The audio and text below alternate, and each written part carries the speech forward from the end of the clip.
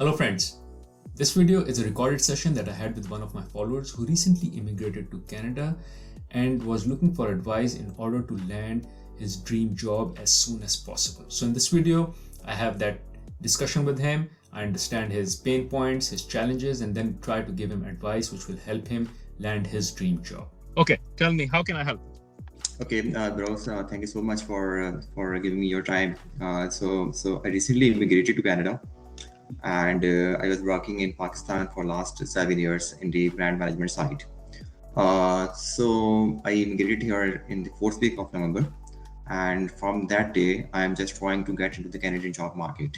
I knew that the month of November, December, January is actually a bit slow in Canada, but still I was hopeful that I would be able to land something either full time in my relevant field, or be like at any part-time job at store level, so that I'm not free. However, within the duration of like these 3 months, I have observed that I'm not able to even crack the store level jobs as well, even in Canada. So I thought to have a discussion with you on it. I actually find you on YouTube. I don't know how.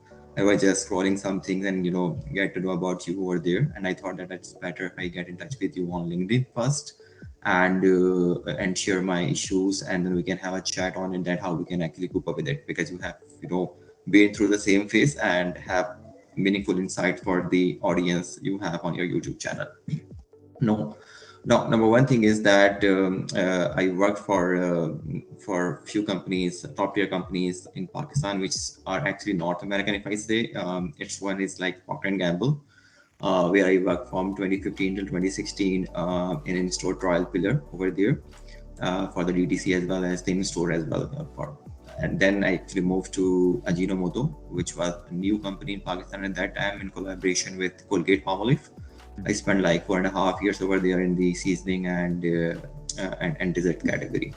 Then I moved to ITT Foods, which is a sister concern of Sean Foods, and into selling of like sauces and mayonnaise in the market. And recently, I worked for British Tobacco, based in Pakistan, and working for Malaysia and Singapore for their brand team, for the value for money portfolio. So if I summarize, it's like a 7 years of experience. I done my bachelor's and master's from CBN in Pakistan, and now I'm here to explore the opportunities. My priority is to get into my relevant field, and my goal is to get the relevant job title as well. However, I am flexible enough to downgrade myself into one position and start like from the associate brand manager position, or even the marketing specialist level position as well, to get the Canadian experience, and then catch up the ladder. Now the problem here is that when I share resumes to the HR, I sometimes get calls, and I think my resume is okay based on the feedback from multiple people, and I even watch your video on it, and try to adjust my resume based on one page, A, and B, I try to give a context of the role as well. That part is done. Now I actually got one call after that from a very big company, and it's the division. There's a division of like that actually plays part in the nutrition of pets actually. Okay. It's health pet nutrition division. So I have an interview on Monday. I mean tomorrow with the HR over there.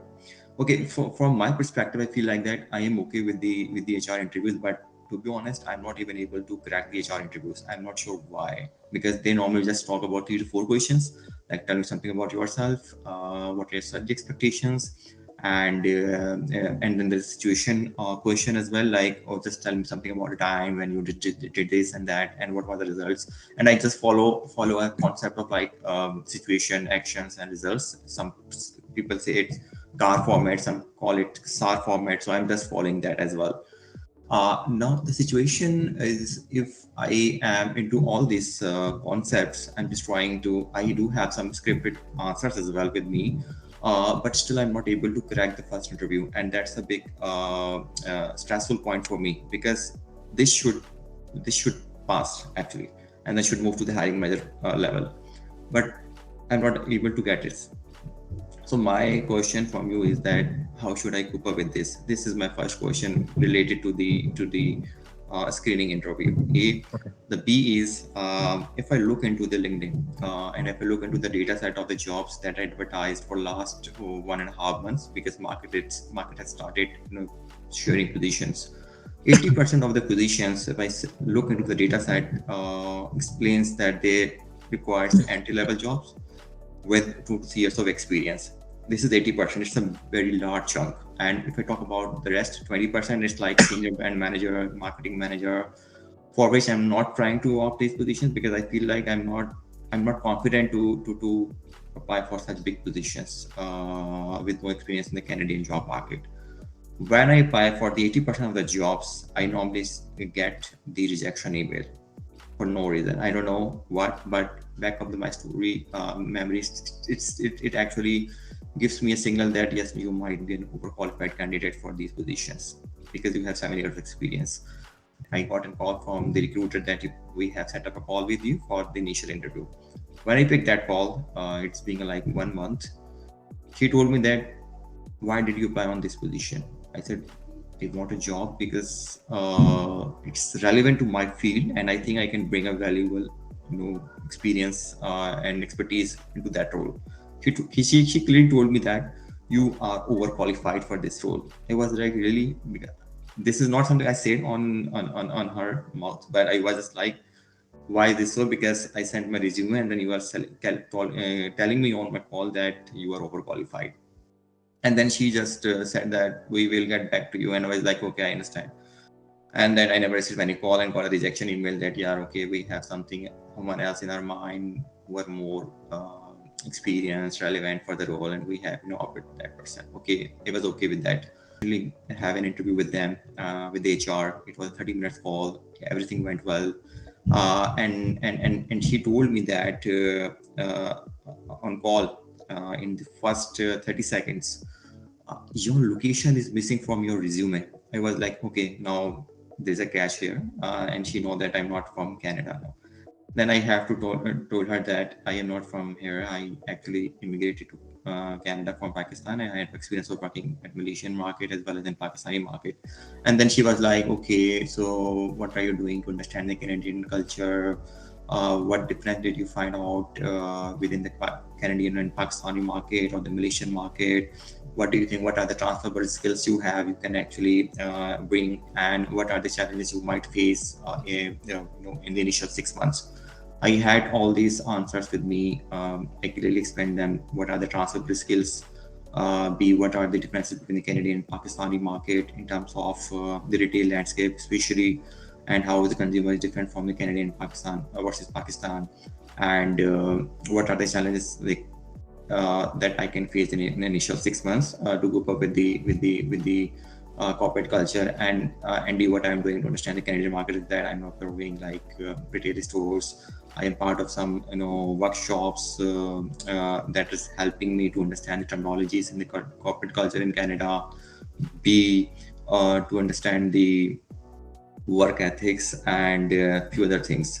However, point here is that none of my efforts has produced a meaningful result. It means that I'm not able to clear my first interview with HR to the hiring level position. So this is the problem statement with me. Bit tough, bit large, but would like to hear back from you.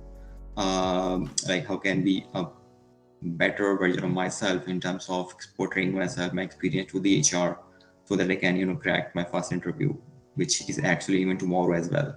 So let me take a break here before we move further with the video. I have two requests for you. One, in case you find value in this video, please press the like button. This kind of helps me stay motivated and also helps me reach out more people I can help. And second, more importantly, subscribe to the channel. This way you will be notified as soon as I put a new content on this channel. On this channel, I make video with regards to career success and how to achieve financial success for entry-level and mid-career professionals. So now let's get back into the video. Okay, cool. So look, a lot of things you've said, and you gave a very nice summary. So thanks for doing that. it kind of helps me put things into perspective and helps me understand where I want to and which areas I can address. So number one, I think you mentioned about your resume. So let's start with your resume. I believe you don't have Pakistan mentioned anywhere on your resume. No. And that's why you said that she was inquiring about the location. Yes. Yeah, I think that's a smart thing to do. So don't put Pakistan anywhere in the location. Let them ask, because otherwise there's a good chance that your resume will not get scanned to begin with. So that is tip number one, which you're doing already. Don't put Pakistan on your resume. And I think it is because of that you're getting the calls for the interviews.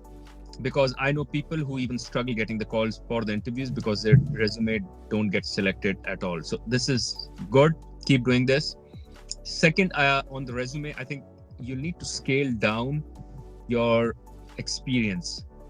So when I came to Canada, I was a CFO for, before coming to Canada, I was a CFO for PNG Pakistan, which was a big title. It's like CFO for PNG Pakistan is like a huge title. Using that on the resume just doesn't work, especially because you should be okay with which you are taking 1 or 2 steps down. Rather, I took a lot of steps down. It wasn't just 1 or 2. I took a couple of steps down. I think I even lost the count of the amount of steps I took down for my first job, which I did for 6 months, and then I took a jump later. Because this is kind of given. You'll be lucky if you do 1 step down. You'll still be lucky if you do 2 steps down, but probably people go even further down. So scale down your resume in terms of the titles. Just play with the titles, make them sound more humble. So you'll have to play with them. So what I did was, instead of saying CFO for PNG Pakistan, I started saying, depending on the role I was applying, either senior manager or director or head of finance, depending on which role I was applying for. So you'll need to scale that down. So this is for the resume, and I think this is working fine for you because you're getting the calls. On the HR piece, I think one thing you need to do is you need to reach out to those HR managers or HR recruiters and understand from them what is the feedback. Tell them, like, I'm just play the immigrant card, which is like, I'm new here, I'm struggling with getting the job and all, and I understand one of the main reasons is the Canadian experience, but I just want to know if there is something else which I can improve on, and it would be very helpful. Probably out of 5 recruiters, only 1 will respond, but that 1 would be valuable. Because it's very important for you to understand what is that you may not be doing right in the HR screening interviews. So this is number 3. Number 4 is coming slightly back to what I was talking previously. I made a video, probably you've seen it, on how to get a job in Canada fastest way of getting a job in Canada. If you've seen it, just follow those tips. They worked for me wonders. They've worked for my friends wonders. They've worked wonders for people I coach and mentor. This is how Canadian market works. They work on networking, and you need to understand how to make use of networking. And that is how you need to establish that piece, exactly the way I talk of creating an Excel file, creating those columns and all. And you can add me in the network as well. Given we've connected, I can help you being one of the networks as well. So this is next. What else I had in mind when I was there's one more piece which I always say. You need to, when you don't have the right experience, or when you are not the lead candidate for a particular job. Let's say I'm sales and I'm applying for marketing, or I have done financial management but not mergers and acquisitions, and I'm applying for merger and acquisition, or I've done something which was a small part of my project or my assignment, but I'm applying for something now which will become my role. Obviously, when the recruiter is hiring, they go like, you don't have the experience. You have to play on your passion. You have to play on your passion like anything. So, and how do you play on your passion? You do a couple of things. One is you tell them you're a fast learner. And give them examples how you took a project or you took an assignment, or you took a system that was assigned to you. You weren't good at it, or you didn't know it at all when you were starting, and how you learned it from scratch. And I kind of use it a lot as well for my e-commerce. So the reason I got my e-commerce job that I have today was because I told them that I started my e-commerce business on the side out of my passion, and I learned it from scratch. So what I would do is, and this is how I would tell them, I would drive. My drive to work was like 35 minutes, 40 minutes. I would put a podcast on how on e-commerce. So how to do digital marketing, how to run Facebook ads, Instagram ads, Google Analytics, and all that. I learned through podcast and I learned through Audible, and I did it all for my e-commerce business, the website I have, in order to run it. And I applied everything. Now I'm a finance guy. I've never done this in any of my jobs, but I'm a fast learner. So I was applying for a head of finance for e-commerce in Lego, and I got the job, even though I had not done e-commerce before. And e-commerce in Pakistan was small, especially the time I was coming here. It was pretty small back then. Now it's still big. Um, so I had no experience on my resume, and there is no experience of e-commerce on my resume. But when I was giving the interview, I told them, but I'm a fast learner. I can learn everything because this is how I teach myself, and this is how I've learned as well. So people value passion, people value attitude, people value drive. So you have to show that, and if you can show that, you'll rock. What else was I thinking? There was one more tip I had. Yeah, if ever they say, but you are overqualified, tell them, yes, you are overqualified. But tell them you're not joining this company for the role. You're joining the company for the company itself, because you are not someone who will be hired for this role, do it for a year or two, and then or a year, get experience and leave the company. That's not your plan. You are joining Church and Dwight. Church and Dwight is a big name. You have read about their values, systems, culture, and all. This is like your dream job. So you're overqualified for the job that you're going to do today, but this is the only option you have, given you don't have Canadian work experience. So you are kind of tell them you're taking a step down versus what your qualifications are, but you're taking a step down to get into an organization where you can grow. So if you hire me, you won't get value just for this role and for 1 year. You'll get value for next 10 years because this is who I am. So you need to sell on the value that you'll bring further versus trying to downplay yourself. Say, no, I've done this role. Now, also you can call out that you may have a challenge that I have done all of this and I may not like doing work level below me and I won't do the regular task. But tell them that's not your work ethic. Your work ethic is that the work that needs to be done, because only when you get the base work done, you can add value to projects and you can pick up projects and do valuable work, which can create value for the company once the base work is done. And tell them this with every assignment, even if you're a VP of a company, there is always base work that needs to be done. So it's not like when I get hired for this role, there's just base work and there is no value adding work at all. There will be, I assume there will be value adding work. It's a big company, it's a smart company. There will be base work.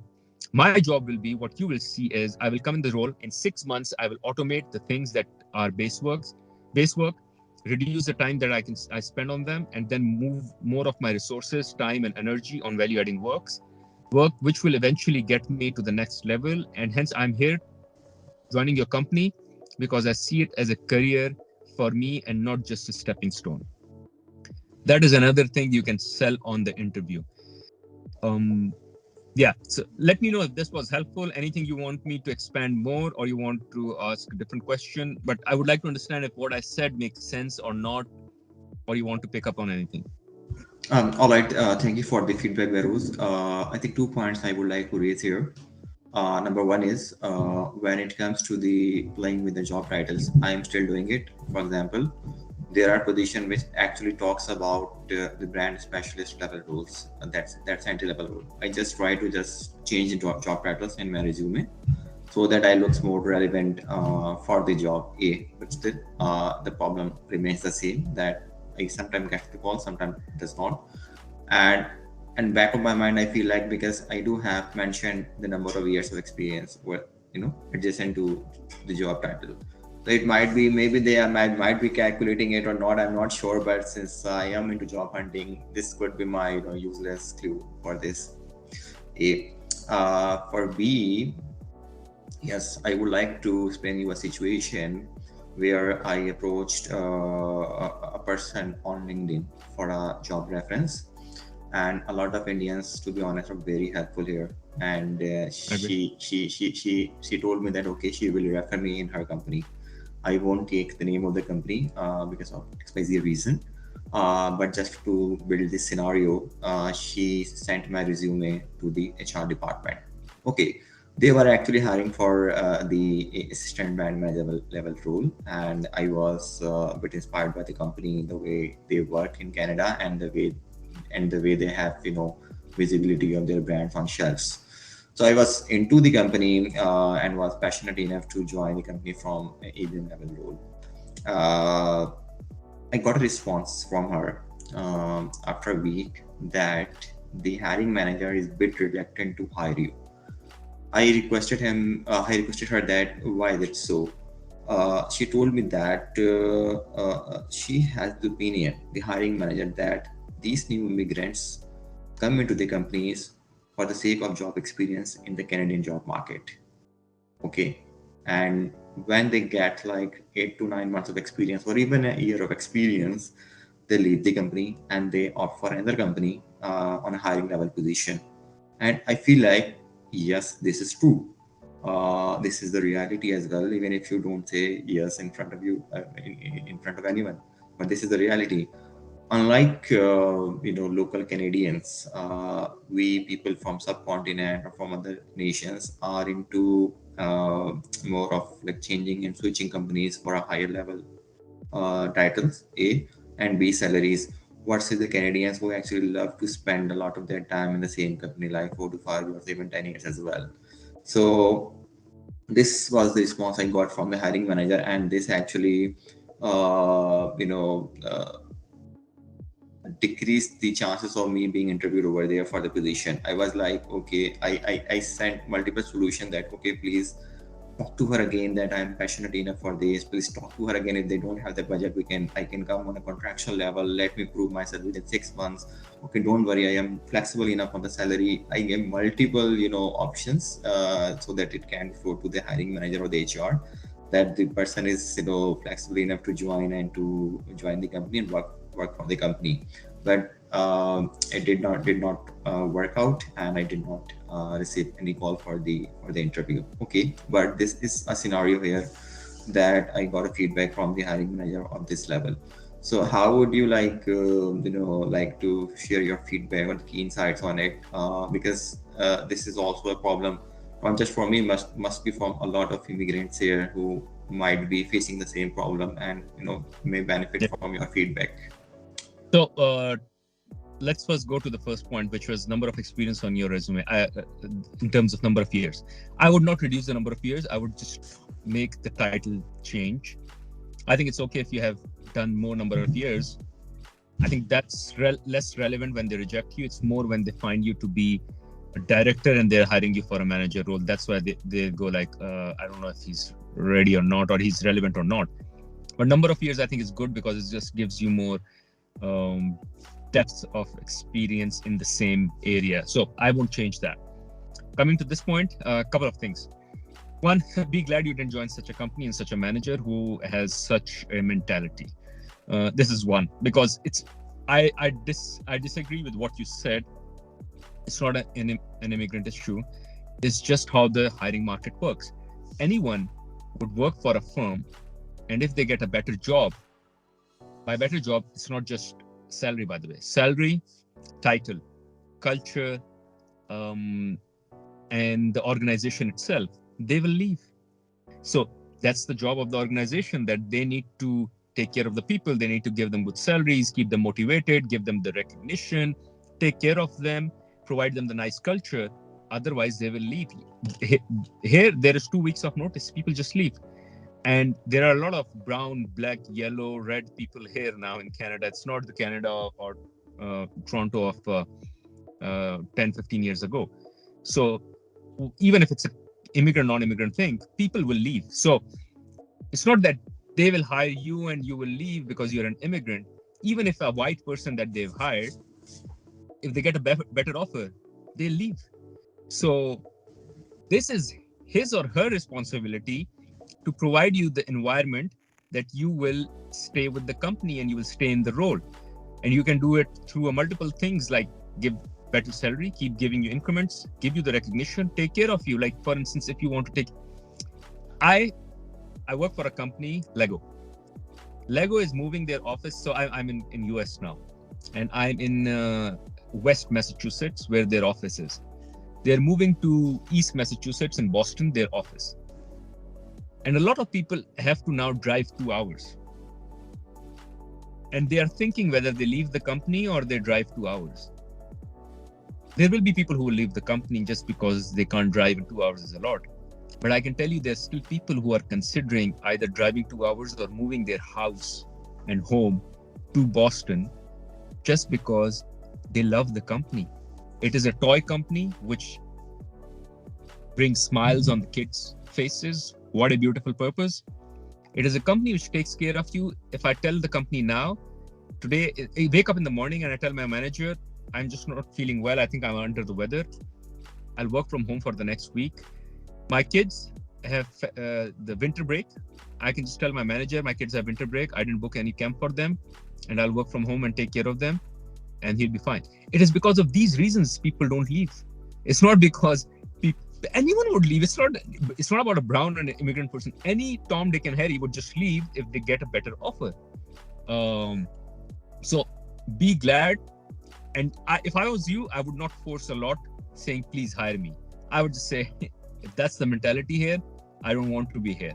Now, I understand you are in a different camp, right? You're in a situation where you have to pay the bills and you have to run your resume. So you're like, give me any job and I'll do it, which is the right mentality, but not for such a manager. So frankly speaking, you won't like it, but I would just say it's good you didn't get a job in that company or under that manager, because that manager seems a bit crack here.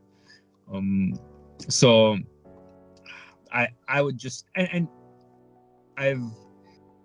there might be one or two people like this. So it's not easy to get a job in Canada, but it's not impossible. Rather, it's getting easier each passing day. So trust me, I have not found anyone who's taken more than 6 months to get a job in Canada. And if you do, you will be the first person, and I would be surprised. So you'll get a job within 3 to 4 months. It's just that you're in the wrong season. If you were here in Feb, you would have gotten your job by April. It's just that you came in November, December, not many people are hiring. Jan, Feb, Marching, as of March, hiring starts as of March. So probably March, April, May. By May or April, you'll have a job in your hand. So don't worry about that. Again, makes sense? Makes sense. Okay, one more question. Surprisingly, the manager was an immigrant too, by the way. Okay, so when it comes to the location of the place you have worked in Pakistan, for example, or anywhere else, you don't mention it, but when they ask you, like, why did you leave your last job, this also gives them a clue that, okay, the person actually relocated to Canada and the experience was not of Canada, it means. So it actually behaves the same way, either you write your location on resume or B, when it is asked on interview. Your resume can give you an interview call, but your first interview with the HR, I believe that might not, help you out for the next round. So how did you, how can you actually, explain this to the HR that, okay, why did you leave your last job? Because definitely everyone asks that, why did you leave where you're working at BAT? This is surprising. I know everyone thinks like that, but I have to tell them that, okay, I relocated to Canada and that's why I have to leave that position. So here's the thing. If you start putting your location on the resume, I doubt you'll get any. Yeah. When you get in the call, that's where you sell your passion and you sell your learning. And you tell them, yes, actually, I'm from Pakistan and I immigrated here and I don't have Canadian experience. But guess what? I didn't have experience of e-commerce either. I'm giving an example of moving back to my example. But I did it because I learned and I went to, I read books. I learned from podcasts, books and all. And I do it. And here's my website. You can check it out. So similarly, you'll have to pick some things that you can sell as how hardworking you are. And let me tell you one more thing. Like the particular individual who didn't want to hire an immigrant because he thought or she thought that the immigrant would leave. Similarly, you also have an edge being an immigrant because people also know that when they hire immigrant, they can make them work harder because they're immigrant and they just are ready to do anything. work nights, days, weekends versus someone who's a non-immigrant. So it goes in your favor as well. And hence that is the thing you need to play on. When you get in the interview, you say, okay, you got me. I don't have Canadian experience, but it's my passion. It's my love for learning that I can learn anything. I can do anything, and I'm ready to. And you can even build some story around how you struggled through life and you've come out successful in in your life. So you'll have to give those examples, either personal, non-personal, where you can sell your passion, your drive, your attitude. Man, in the end, people hire for personalities. They don't hire for skill. And those who hire for skill and not for personality, they usually struggle, because I can hire you and I can teach you debit, credit, NPV and all. But what I can't teach you is how to be passionate. Or it's very difficult to teach you how to have the drive. That is something you need to learn yourself, and you need to have it. Either you have it, you don't have it. But if you don't know debit, credit, I can teach you debit, credit. So there were instances where I even had to say this to the recruiter, that I don't have the experience you're looking for. But here's the thing. If you want to look for experience, I'm sure you can find better candidates. But if you're looking for attitude, drive, and passion, you won't find anyone better than me. So this gives you your chance to sell yourself, and sell yourself like hell. So think of ways you can sell yourself. And when I say, maybe I'm repeating myself, but find things where you can show passion, drive, and love for learning. Make sense? Makes sense. Okay. I think we have, covered up a lot of questions, which I have in my mind, which I even, had a discussion with you yesterday that, I can ask you a few questions, and all of that was actually in my mind that I should ask you and get your feedback.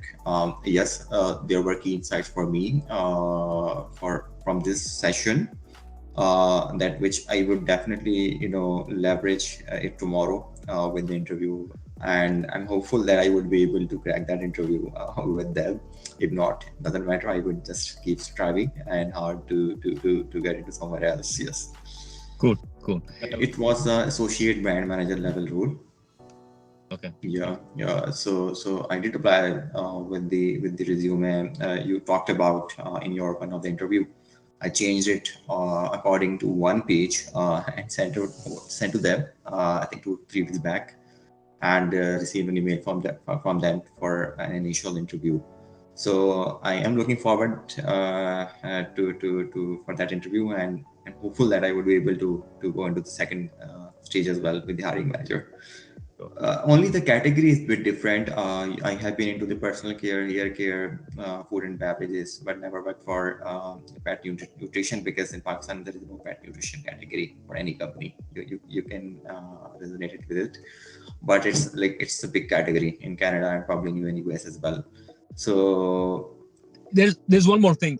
There are times when you apply for exactly like this, for a company where you may not have exactly the same experience.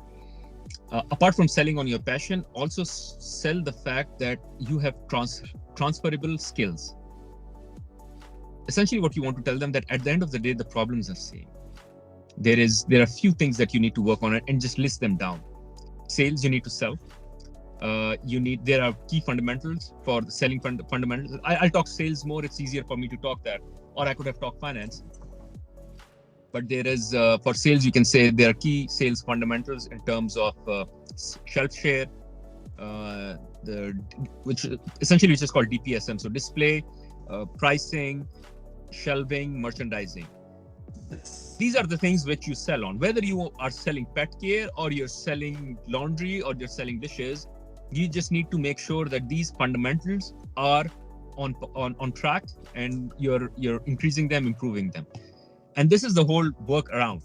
And second part is working with people, which irrespective whether you're working for Canadians or you're working with the South Asians, it's about working with people. So if you have people skills, if you understand the key fundamentals, you just know what to do. And then you can give them examples. I can give you examples how I've improved on the DPSM in my previous company, and how you will be able to relate that it's kind of the similar thing that you do here. The world is a bit different in terms of there would be higher split of, let's say, modern trade here and lower in Pakistan, fine. But it's not that I don't understand modern trade at all. At the end of the day, it's the DPSM that you need to run and improve and fix. So talk about that. And the reason I'm giving you this is because I know a friend who moved from FMCG, which is P&G, to a pharma company. And that's the question that the pharma company asked him. But you don't have pharma experience. And he said, but at the end of the day, the problems are same. You have inventory, you have cash, you have debit, credit, you have a P&L, you have revenue coming in, you have certain costs, you have marketing, you have trade funds, and you need to manage the P&L. And the choices, the strategy, or the framework is very much similar. So maybe you can add that swing as well in order to convince them that it's the same. Okay, makes sense. Cool. Anything else? I think it's fine. I believe. I don't have anything else in my mind to ask you. But yes, one more thing which actually popped up in my mind just after your input, that you are not living in Canada now. I'm not sure if you moved to Canada or USA, but I think you are not in Canada, but you are working for the US company. So sorry. Yeah. Okay. Sorry. Continue, please. Yeah. So I moved to US 6 months ago. So I was in Canada from 2017 to 2022, and in July 2022 I moved to US. All right. So a lot of people, told me that even by sitting in Canada, you can work for US companies. And before you, when I was working in Pakistan, I heard a small session with two people who actually moved to Canada as well, and they even discussed about the same situation, that they got a call from a US company that for that they have to work for the US market and US company while sitting in Canada. So I thought that okay, this might be an option as well for me to explore, because definitely the market is very big in US versus Canada. If there are 300 jobs in US, then there is only 6 jobs in Canada. So that's the comparison kind of I always look into. So I just like to hear from you on it as well, like in case if you want to work for a US company as well by sitting in Canada, is it possible for an immigrant who is just landed? No, so I doubt the way you're saying it. I think you can get the jobs if it's very freelance kind of work. Like for instance, I have a YouTube channel, right? So I want to find an editor. I can find an editor in Canada. But if I have to find someone to do a job for US, I think that would be not possible, especially if it's a big company. If it's like my family company, me and my wife run a company, and we want someone to manage phone calls, or I don't know, maybe. But what I'm trying to say is like lower level job in terms of hierarchy, I think it's okay, or a very freelance type of role. But if it's a proper role where you need to it's a big company, it's a proper role, then I doubt it's possible. And if that's the case, if it's a proper role, proper company, then I'm sure there's a good chance they also have an office in Canada. Yes. And if they have an office that's in Canada, that's the case. I think I missed out. That's the case because the company has an office in both the countries. But why would they hire you for US then? Because so they can hire you for US, but it has to be kind of America's role. So in Lego as well, true, you do hire for roles which are America's. So you work for both Canada and US, but it's the same process. They'll take you through. So it's not like you're working in US or working for US. You're actually working in Canada for a role which expands more than Canada. That's how it works. Right. It's like you being hired in Pakistan and working for Pakistan and Afghanistan together. It's like that. Okay. So, but in terms of how you apply, what you do in the interview, whether you get a job or not, it's all the same. So I won't try to filter for such jobs in specific, because it's the same effort, same work, same requirements. All right, makes sense. Okay, so this is all the questions I had, in my mind, which I wanted to discuss with you. Cool. And got your feedback. I'm hopeful that there will be a lot of candidates, a lot of people who will watch this video once it's I must say, what should I say? It's adjusted, published, or even post. Yeah. And so that this is going to be really helpful for them as well. Thank you. So nice connecting with you. Thanks for reaching out. just one tip: stay away from negative people. When I came to Canada, I remember sitting in one of the gatherings where there were people and they would start talking about, oh, this is a freezer. There is so much cold air. Jobs are not good.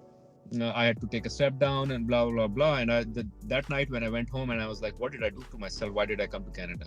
Just stay away from those people. They are just negative and they'll just bring you down.